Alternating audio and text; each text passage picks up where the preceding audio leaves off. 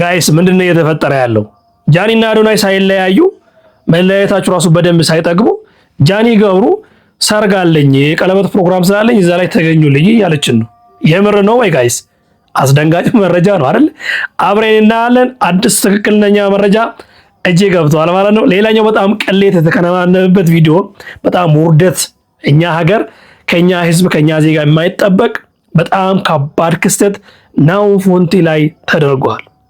በጣም ያስጠላል። ሌላኛው በጣም ሌላ ግራ የሚያጋባ ከወደ አሜሪካ ጆን ዳንኤል ላይ ክስ እየቀረበ ነው። በምን ምክንያት ነው? ማናት እየከሰች ያለችው? እሱንም አብረን እናያለን። ሌላኛው ዛሬ ክስና በክስ ብቻ ነው ቪዲዮ እንዳለ ነው።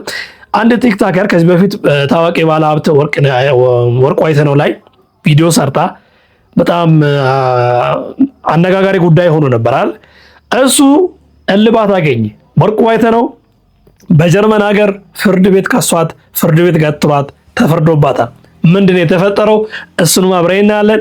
ለቤቱ እንግዳ ከሆናችሁ ቤቱን ሰብስክራይብ ማድረግ እንዳትረሱ። ምክንያቱም ደግሞ እንደዚህ አይነት አዳዲስ መረጃዎች ስለሚያመልጣችሁ ማለት ነው። ላይካችሁ ዛሬ በደንብ ያስፈልገኛል። ምክንያቱም ደግሞ ለአንድ ሳምንት ሙሉ ምንም አይነት ቪዲዮ አልሰራውም ነበር። እወዳችኋለሁ፣ አከብራችኋለሁ። ቀጥታ ወደ ቪዲዮ እንገባለን። ሌትስ ጎ። እንግዲህ እንደነገርኳችሁ ከጃኒ እንጀምርና ጃኒ በጣም አወዛጋቢ ነገር ስቶሪ አድርጋ ነበር እና ሰዎች እየተቀባበሉት ነው። ምንድን ነው እሱ? ላንብብላችሁ። የክብር ግብዣ ለክብር ወዳጄ ይላል። እኔ ጃኒ ገብሩ የፊታችን እሑድ 7/10ኛ ወር 2018 ዓ.ም የህይወቴን አዲስ ምዕራፍ የምጀምርበት ቀን ነው ይላል። ሰምሩበት። በዚህ አጋጣሚ ከቀኑ 8 ሰዓት ጀምሮ በቦሌ መድኃኔዓለም ሞል 4ኛ ፎቅ በሚገኘው አዳራሽ በተዘጋጀው የቃል ኪዳን ስነ ስርዓት ላይ በመገኘት የደስታዬ ተካፋይ እንድትሆኑ በታላቅ ክብርና አክብሮት እጋብዛለሁ። ከዛ እሑድ 8 ሰዓት ተኩል ሰኔ 7 በቦሌ መድኃኔዓለም ሞል 4ኛ ፎቅ። ምንድን ነው ጋይስ? ከማጋ ነው እንደዚህ የምታረገው? ማን ነው ቀለበት የሚያረጋላት? የተባለው ነገር የምር ሊሆን ነው ወይ? እነዚህ ልጆች ሰርፕራይዝ ሊያደርጉ ነው፣ ፕራንክ ነው ምናምን የተባለው ነገር አሁን ሊከሰት ነው ወይስ አሁንም ሌላ ታሪክ ልናይ ነው? ምንድነው የተፈጠረው? እስቲ ጃኒ ላይቭ ገብታ ያወራችው ነገር አለ፣ እሱን ላሳያችሁ አንዴ። እኔ ብልሽ ጃይ ወይ ምንድነው ቲክቶክ ላይ ምናምን ኤአይ ነው ወይስ ምንድነው? የሆነ የካርድ ምናምን አየንሽ ምናምን እያደነን ደገፍ በይና አስረጅን። ቆይ በመጀመሪያ እሑድ እንግዲህ የኔ ትልቅ ነው እንዳትቀሩ እና እዚህ ላይ ነው የምንነግሪ። ልክ እስኪ ፍራይዴ የሚለውን ኢንስታግራም ላይ ግቡና እዩት። ልኬላችኋለሁ እኮ ለእናንተ ልኬላችኋለሁ። አዎ በፍራይዴ በአምስታችሁ። ቆይ አንዴ እንየው አንዴ። አዎ ፍራይዴ 90 ሲም ልክ ያለው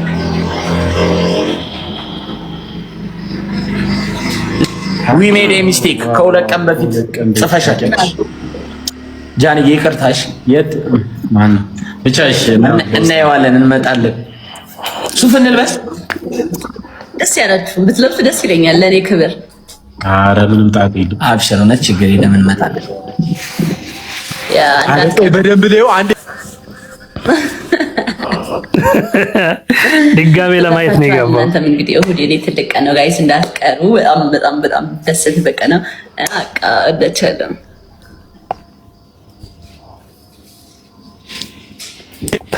እንግዲህ እንደሰማችሁ ነው። ቀጥታ ይሄው ካፏ የሰማችሁት ስቶሪ ኤአይ አይደለም፣ ፌክም አይደለም። በትክክል ራሷ ቃል በቃል የተናገረችው ነገር ፕሮግራም አላት። ያውም እንግዲህ የቃል ኪዳን ስነ ስርዓት ነው ያለችው። ምንድነው ታዲያ ከቀለበት ውጪ እየተባለው ሲጀመር ፎቶ እንደዛ ነው፣ ካርድ ነው፣ ጥሪ ነው። ስለዚህ ምንድነው የምንጠብቀው?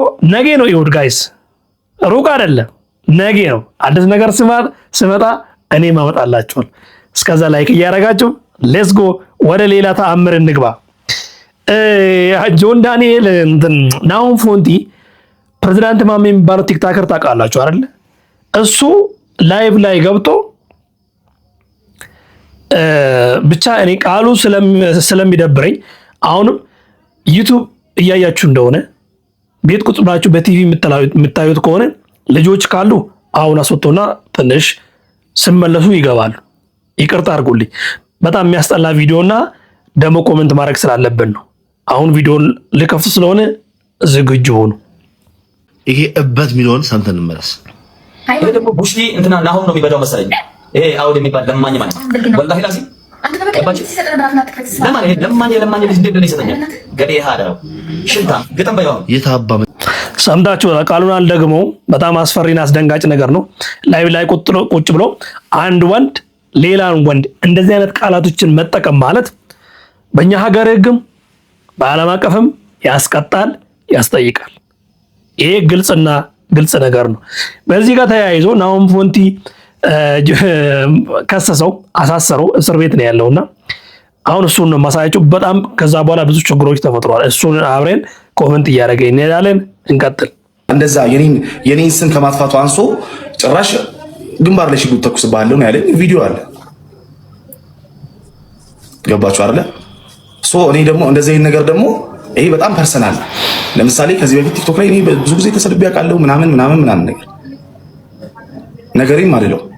ገባችሁ አይደለ? ይሄ ደግሞ ጾታዊ በሆነ ነገር ላይ በወንድነት ላይ ነው የመጣው። ከዛም አልፎ ደግሞ የማስፈራራት ነገር ሰው ይቅርታ ብሎ መተው ይቻላል። ይቅርታ ብሎ እኮ በቃ አለቀ። በቃ ይቅርታ ብየዋለሁ ምናምን ነገር በቃ ይቅርታ እንደዚህ ስላልኩኝ ናሆም ይቅርታ ማለት ይችላል። ያንን ነገር ከማለት አልፎ ግን እሱ ያለኝ ሌላ ነገር በጣም ብዙ ነገር ነው የሰደበኝ። አሁን ይቅርታ አድርግለት የምትሉኝ ሰዎች እኔ ያኔ እንደዛ ብሎ ሲሰድበኝ ተዋላላችሁት። እውነት ለመናገር ሐቁን ስናወራ ተዋላላችሁት። ማሜ ተው ይሄ ነገር ልክ እንግዲህ ሰምታችሁታል። ቃል በቃል ያለውን ደግሞ ላሰማችሁ። በውስጥም ያላችሁት አይመስለኝም። አላቅ ጭራሽ ጉዳዩን ከሌላ ነገር ጋር ማያያዝ ጀመረ። ሀገራዊ ከሆነ ነገር ጋር ከፖለቲካ ጋር ምናምን ማያያዝ ጀመረ። እኔ ደግሞ የተናገርኩት ነገር ህግ አለ። ስሜ ጠፍቷል። ስሜ ስለጠፋ ስሙት። ይኸውልህ ስድቡ ምን እንደሆነ ቀጥታ ልንገራችሁ። እዚህ ጋር አሁን በደንብ ስሙት። እኔ ነው ግብረ ሰዶም ያለኝ ማሜ ባይዘው። ይሄ ማለት በጣም ከባድ ስም ማጥፋት ነው። እኔ ራሴ የሆነ ስም አለኝ። 1.2 ሚሊዮን ተከታይ አለኝ። እስከዛሬ አንድ ሰው እኔ እንደዚህ ብሎኝ አያውቅም በህይወቴ። ሆን ብሎ ነው ያደረገው ያንን ነገር። ለኔ ያለኝ ቃል በቃል ጌሜን አታበላሽብኝ ነው። እኔ ደግሞ አልተወውም። ምክንያቱም ማለት ነው ያለው ነገር ቀልድ ስላልሆነ እኔ ከማጋ ስጋደም አይቶኝ ነው። ገና ለገና አወድ ለኔ ስለሰጠ አወድ ይሄኔ ለሴት ጌመር ሰጥቶ ቢሆን ኖሮ ይሄኔ ምን ተብሎ ይወራ ነበረ? እንትኑ አልካለት ነው እሙሙ አልካለት ነው ተብሎ ነበር የሚወራው። እውነት እኮ ሁሌ አንድ ጊፍተር አንድ ሰፖርት የሚያደርግ ሰው እዚህ ፕላትፎርም ላይ ሲመጣ ሁሉም ይሳደባል። ከዛስ አወድን በምን ያጥፉት? ማጥፊያ መንገድ ሲያጡ 666 ነው ተልኮ አለው ግብረ ሰዶም ነው ምናምን ብለው ማውራት ጀመሩ። ሌላ ላሳያችሁ። ናሆም ፎንቲ በጣም የተናደደበት ነገር አለና እኔ ራሴ እንደዚህ ተናዶ ሲያወራ እኔ እንጃ አላውቅም። እኔ እኮ የራሴ ቤተሰብ አለኝ፣ እናት አባት አለኝ፣ ሚስት አለችኝ እኮ። አወድ እኮ ባለ ትዳር ነው፣ 2 ልጆች አሉት። ምንድነው የሚያወራው? ምንድነው እዚህ ጋር መጥቶ ናሆም ፎንቲ ነው አወድን እንትን የሚለው ብሎ የሚያወራው? ቀልድ ነው። ገና ለገና ለወንድ ስለሰጠ አልኳችሁ፣ ለሴት ከሰጠ ሰምታችሁታል። እንግዲህ ናሆም በጣም ተናዷል። የምርም ደግሞ ነገሩን ስናየው ላይቭ ላይ ቁጭ ብሎ ሰው እንዴት እንደዚህ አይነት ቃል ይጠቀማል? ያውም ደግሞ ናሆም ፎንቲ እኮ አብሮ ጌም ተጫውቷል ከዚህ በፊት። ልክ እሱም እንደሱ ቲክታከር ነው። እኔ ለዛ ነው ቲክታከሮች ስነ ስርዓት ይጎላቸዋል። ይቅርታ ይሄን አባባል እባካችሁ ስነ ስርዓት አድርጉ። በተለይ ደግሞ ለጊፍት እና ለምናምን ብላችሁ እንደዚህ የምታደርጉት ነገር ይኸው እንደዚህ አይነት ውርደት ውስጥ ነው የሚቀጠልና እንደ ሀገር አዋረዳችሁ። እንደ ሀገር አሁን ፕሬዝዳንት ማሜ መታሰሩ ምንም አይገርምም። እዚህ በፊትም ታስሮ ነው የወጣው። እነ ሙባረክ የልጁ ምስትም ይቅርታ እየጠየቁ ነው። ናሆም ፎንቲን በጣም ያሳዝናል። ህግ ይዞታል። ምንም ማድረግ አይቻል። ግን እኔ ደብሮኛል። የምሬን ነው። ሌላው ጆን ዳንኤል አፓርታማ ተከራይቶ ነው የሚገባው ነው። ከክራዩ ጋር ተያይዞ አንድ ዲያስፖራ ናት ያከራየችውና ክስ እያቀረችበት ነው። ምንድን ነው የተፈጠረው? አብረን እንስማ። እኔ የምኖረው አሜሪካ ነው፣ ግን ችግር ያለው ኢትዮጵያ ነው። ኢትዮጵያ ማከራየው ቤት አለኝና ወደ አንቺ የመጣሁት የተከራየኝ ሰውዬ ታዋቂ ቲክቶከር ነው። ዶክመንቶቹን መላክ እችላለሁ። ከተከራየኝ 3ኛ አመቱ ነው። በተከራየኝ መሀል ላይ 1 አመት ቤቴን ለሰው አከራይቶታል። ይሄን አውቃለሁ። ግን አንዳንዴ ኢትስ ኦኬ ብለሽ የምታየው ነገር አለ። እንደዛ ብዬ ትቼው ነበር ማለት አሳማኝ ስለነበር ያከራየበት ምክንያት አሳማኝ ነው። ግን ውክልና ያላት የቤቴ ውክልና የ60 ዓመት እናቴ ናት። ተወካይ እሷ ስለሆነች እሷ ደግሞ ስራ የሚሰራ ልጅ ነው፣ ቲክቶከር ነው። ይደግ ኢትስ ኦኬ በቃ ብለን ትተነው ተቀመጥን ማለት ነው። አሁን እስቲ እኔ አላቅም በፍርዱ ላንቺ ልተውና 22 ውስጥ ላይ ባለ 2 መኝታ ቤት 30 ሺህ ብር ነው የሚከፍለው። 30 ሺህ ብር ባለ 2 መኝታ ቤት የለም። እነገርኩሽ ነው። ብሩን አምጥቼ አሜሪካ ነገር አልተጠቀምኩበትም፣ ልጠቀምበትም አይደለም። ቤቴን ግን እንዲሁ ዝም ብሎ ከሚቀመጥ ይከራይ፣ ብሩ ዋቴቨር ይሆናል ተብሎ ነው የምኖረው። አሁን ቤቱን ልቀቅ አለቅም፣ ማን ያስወጣኛል? ህግ ደግሞ ምን ይላል? 2 አመት ውል ካለሽ ውሉ ሳያልቅ ማስወጣት አትችይ የሚል ህግ አለ። አሁን ግን ሄድንና መስከረም ወረቀቱን እልክልሻለሁ በውስጥ መስከረም 26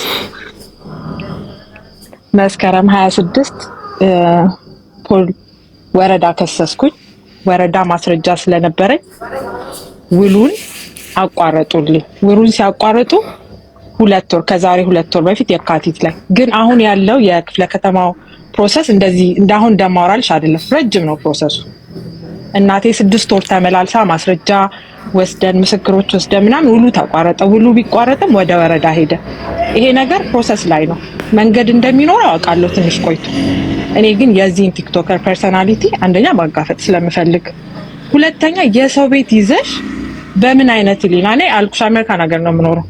ምንም በነፊት አገኛለሁ ብዬ አይደለም ከቤቱ ማለት ገንዘቡን አምጪ እዚህ አልተጠቀምኩበትም ወይ ምናምን። ግን አንድ ሰው ቤትሽን በ30 ሺህ ብር አከራይተሽው ፌመስ ስለሆነ ብቻ እንደዚህ አይነት ኢንሂዩሜን የሆነ ስራ ሲሰራ በቃ አይ ትራይድ ማይ ቤስት። ብዙ ቦታ ሞክሬያለሁ፣ ዳይሬክትሊ ላናገረው ሞክሬያለሁ፣ አይመልስልኝም። እናቴን የ60 ዓመት አሮጊት ያሰቃያታል። እንግዲህ እንደሰማችሁት ነው። ከባድ ክስተት ነው። እኔ ራሴ ጆን ዳንኤል ስም መባሉ አላመንኩም ነበር። ከዛ በኋላ ግን አንድ ማስረጃ አገኘውና እሱን ላሰማችሁ። ቆይ ስለ ጆን ዳንኤል እያሉ ነው። ሀቢባ አንቺ ቤት ተከሷል። እውነታቸውን ነው? የሆነች ልጅ እንትን የቤት ክራይ ምናምን አከራይታው ምናምን ነገር ነው። ሁሉን ምናምን ልካልኛለች። በእርግጥ በሱ ስም አይደለም በእህቱ ስም ነው። ግን እኔ አናግረዋለሁኝ መጀመሪያ ላይቭ ላይ ነው አደባባይ ወጣ የተናገረችው ሀቢባ። አዎ ገስት ገብታ መጨረሻ ላይ ነው ስሙን የጠራችው እንጂ ጉዳዩን አስረድታ ምናምን ፌመስ ቲክቶከር ነው ምናምን ብላ ከዛ ጆኖ ስትል ማስረጃዎችን ላኪልኝ አልኳት። ቁጥር ተቀያየረን፣ ዋትስአፕ ላይ ላከችልኝ። አናግረውና መልሱን እነግርሻለሁ አልኳት። ግን ሁሉ በሱ ስም አይደለም። ሁሉ በሱ ስም አይደለም። እሱ ሊጠየቅ ሀቢባ እንደዛ ከሆነ እኮ እሱ ሊጠየቅ አይችልም አይደል? እህትየው ናት የምትጠየቀው። ለሱ ነው ያከራየሁት። ግን ሁሉ በእህቱ የሆነው እሱ እስር ቤት ስለነበረ ነው ምናምን አለች። እስኪ ከሱ ሰማና እሱን አናግሬው መልሱን እነግርሻለሁ አልኳት። ከዚህ ጋር ተያይዞ የሰማችሁት መረጃ ይሄን ይመስላል። እንግዲህ ምናልባት ጆን ዳንኤል እስር ቤት በነበረበት ጊዜ ስሙ ወደ ሂቱ ተቀይሯል። ሌላ ሰው አከራይቶ ነበረ ምናምን የተባለው እዚህ ጋር ነው። እንግዲህ መረጃው ትክክል አይደለም ትክክል ነው ለማለት ምንም ማለት ማስረጃ እኛ የለንም። እኔ እንደ መረጃ ነው ያቀረብኩላችሁ። ስለዚህ በኋላ ላይ አዲስ ነገር ካለ አመጣላችኋለሁ። ለጊዜው ግን የሰማችሁት ብቻ ነው። መፍረድ መደምደም እንዲህ ነው ማለት አንችልም። ሲጀመር እንደዚህ አይነት መብትም የለንም። አዎ ማንም ሰው የለውም። ስለዚህ ሌላኛው በጣም አዎንታዊ የተደረገው ነገር ልንገራል። አንድ ቲክታከር አለች ላይቭ ላይ ቁጭ ብላ ነው ሰዎችን የምትሳደበው። ሙሉ በሙሉ በስድብ ነው የምትተዳደረው ማለት ይቻላል። እኔ በድፍረት መናገር ይችላል። ስለዚህ ጉዳይ ታውቁታላችሁ። እሷ ታዋቂ የሀገራችን ባለሀብት ወርቁ አይተነውን ከዚህ በፊት ሰድባው የማይሆን ነገር አውርታበት በጣም አነጋጋሪ ጉዳይ ሆኖ ነበር። አሁን እሱ በጀርመን ሀገር ነው የምትኖረው። እዛ ሄደና ከሰሳት። ከከሰሳት በኋላ ምንድን ነው የተፈጠረው? እሱን ላሳያቸው። አለቀስኩ። ቮይስ አድርጌልዎታለሁ። ያ ሰው ከሰጣችሁ የእናንተ ቁጥር ከሆነ አላውቅም። ያንን ይሰማሉ ዘንድ ይኸው ድንጋይ ተሸክሜ እየጠየቁ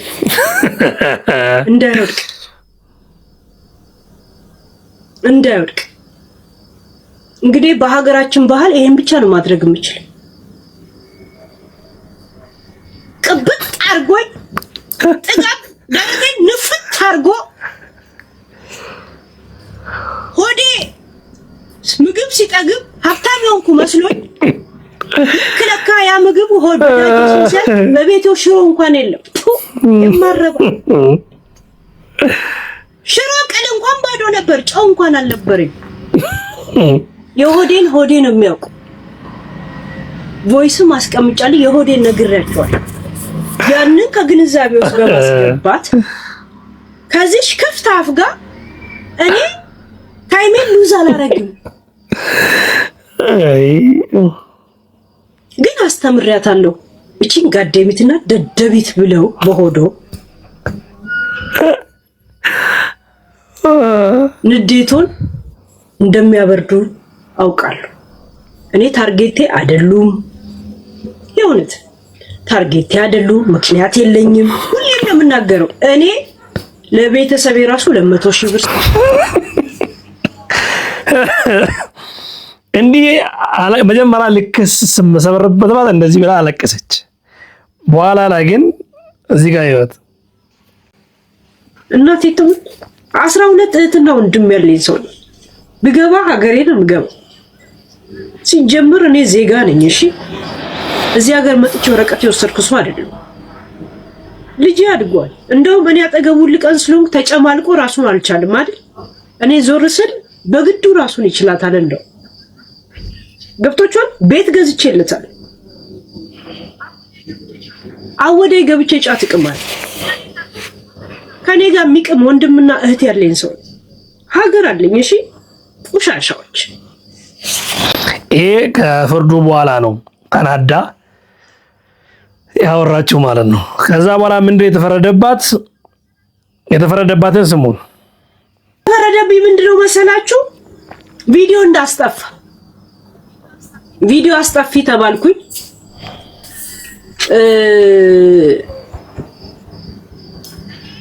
እኔ ቂሊንጦ እንዳልገባ በገዛ ጣቶቼ ቁጥር ነካክቼ ይሄው እገኛለሁ መንገድ ላይ ተኝቼ የሚል ጥቅስ እና ማዳበሪያ ይዤ መንገድ ላይ ከመቀመጤ በፊት የአባታችንን የተከበሩ ጅንኑ ጎጃሜ ቪዲዮ የጫናችሁ ፕሊስ አንሱ ፕሊስ። እና እንደ ሀገራችን ድንጋይ እዚህ ላይ አርገናል። ይቅርታና ሰምታችሁታል። ፍርዱ እኮ ፍርድ አይደለም። በጣም የሚያስቅ ነገር ግልጽ ላድርግላችሁ። ብዙ ሰዎች አይደል የእሱን ቪዲዮ ፖስት ያደረጉት እሱ ያወራችሁን ነገር እያንዳንዱን ቪዲዮ አስጠፊ። እንደዚህ አይነት ፍርድ አለ እንደ ጋይስ? አስጠፊ ቪዲዮ አስጠፊ ነው የተባለችው በቃ። ስለዚህ እያንዳንዱን ቲክታከር ሰብስባ ፈልጋ ሰርች አርጋ ቪዲዮን ማስጠፋት አለባት። ካለበለዛ ትከሰሳለች። አሁን አካውንቱ ታግዷል። በጀርመን ሀገር ያላት አካውንት በጣም ይገርማል አይደል? ይበላት ብያለሁ እኔ። ምክንያቱም ከዚህ በፊት ስንት ሰው ትዳር የበተነችው ማለት ነው በንግግሯና። እወዳችኋለሁ፣ አከብራችኋለሁ። ስለ ጃኒ ጉዳይ ምን ትላላችሁ? ኮሜንት ላይ ጻፉልኝ። ስለ ጆን ዳንኤል ምንድነው የምታወሩት? ኮሜንት ላይ ጻፉልኝ። ስለ ማሜ ስለ ናሆም ፎንቲ ላይ የተደረገው ነገር የምር ተገቢ ነው ወይ? እንደዚህ አይነት ነገር ቃላቶችን መጠቀምና ይቻላል ወይ ምለውን ኮሜንት ላይ ጻፉልኝ። እወዳችኋለሁ። ባላችሁበት ሰላም ሆኑልኝ። ላይካችሁ ከኔ ጋር ይሁን። ባይ ባይ። ሰብስክራይብ አድርጉ።